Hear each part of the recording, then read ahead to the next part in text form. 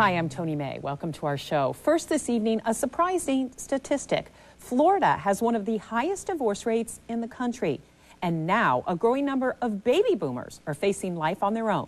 Here's our community perspective.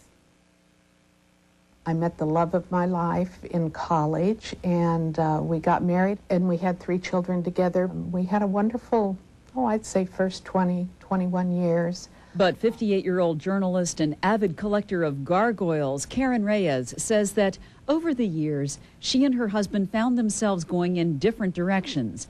That and infidelity led her to make the painful decision to end her marriage. According to a recent AARP study, as well as other research, a steadily growing number of people are ending long-term marriages. One of the reasons? Increased longevity. People start to think that, gee, I have a fair amount of time left in my life. Is this really what I want to be if the marriage was a troubling one?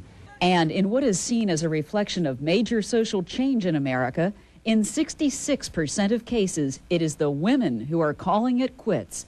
A couple generations back, the women were sort of at the mercy of their husbands. They were the housewife, they were at home. Now women are in the workforce, and they meet people, they have a bigger network, and they have the power to make a call, and they're making the call. There's life after divorce. I remember almost to the day when I woke up and it was like the birds were singing and the sky was bright, and I go, what's different? It was like I was over it. I could do anything I want today. And that is a wonderful, wonderful feeling. So obviously, dealing with divorce can be very tough. Well, I have 2 guests this evening from South Florida, women who have been through it and are here to help others. Welcome, Christina Rowe, Rosalind Sedacca. Nice to see you. Thank you. Thank you. And we were talking before we went on the air. Both of you had very different divorce situations that have kind of brought you together, both helping others. Christina, yours was not the smoothest in the world. No, I went through a very difficult divorce, about 1.5 years in court, and by the time it was finalized, it was very expensive, and a lot of legal fees, and very, very hard. And Roz, on the other hand, yours was more child-centered. You and your ex are still friends, and that's kind of what led you to write a book about it. Yes, my book is about telling children about divorce, and I really want people to create harmonious, cooperative, collaborative divorces in every possible way, and I know it's possible to do that. And somebody like Christina might think you're crazy. That can't happen. Look at what I went through. Right. But you're saying it can if what?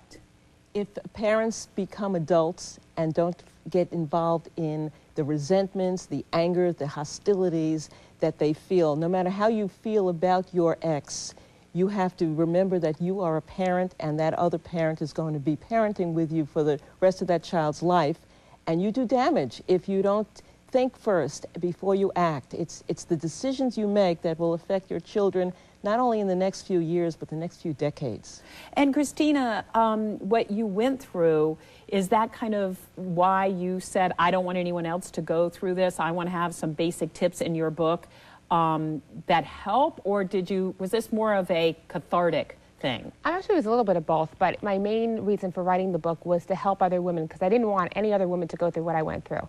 And when I went to the bookstore looking for books on divorce, they were all written by lawyers, mediators, therapists, nobody who actually lived through a difficult divorce.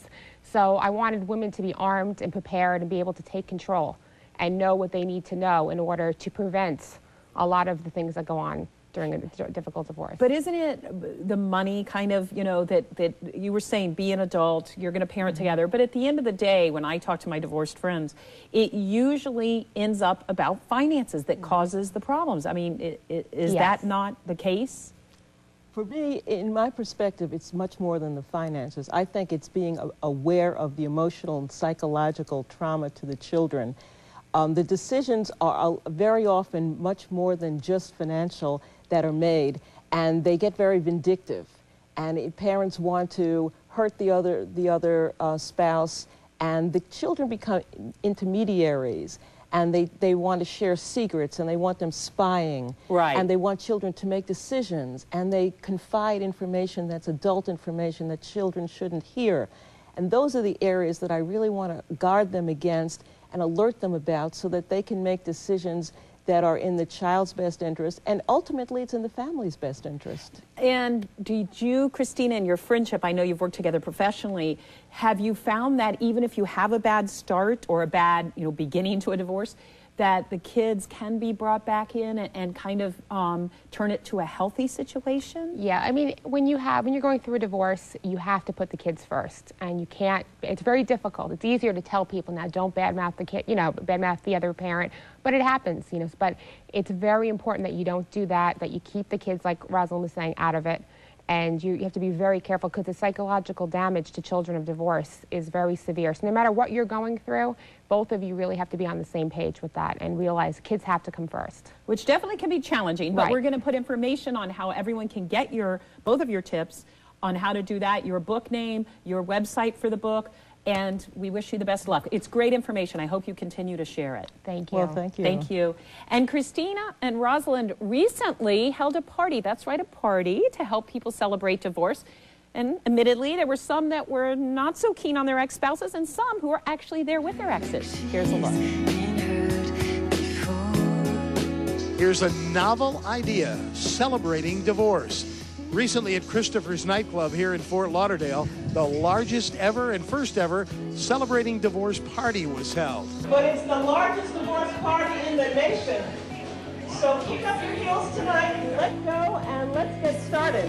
So I met Rosalind, and she never had a divorce party. So we said, why don't we just have the biggest divorce party ever in South Florida and invite everyone to come and celebrate their new life.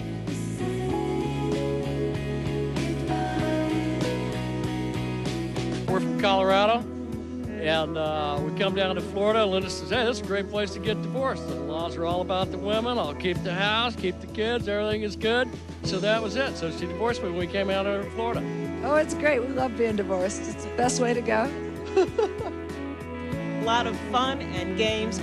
Bring your friends and bring your sense of humor is the theme of it all, and we're going to do some funny things. Well, I'm lucky enough to never been married, but engaged 3 times, so I dodged about 3 bullets. It's time to come out and celebrate our new lives and to party and have fun. We're both married, and we're trying to hide from your camera. Anna, what are you doing here?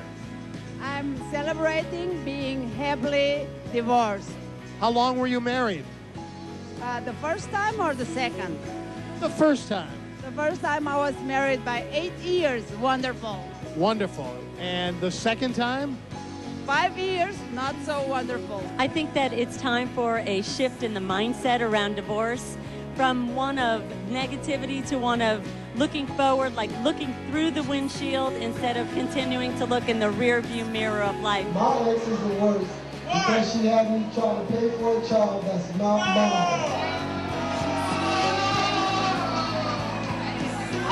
And what do you think is going to happen here tonight? Are you looking for anything special? Well, maybe I win a prize, a book, or maybe I meet somebody for the third divorce. We never know.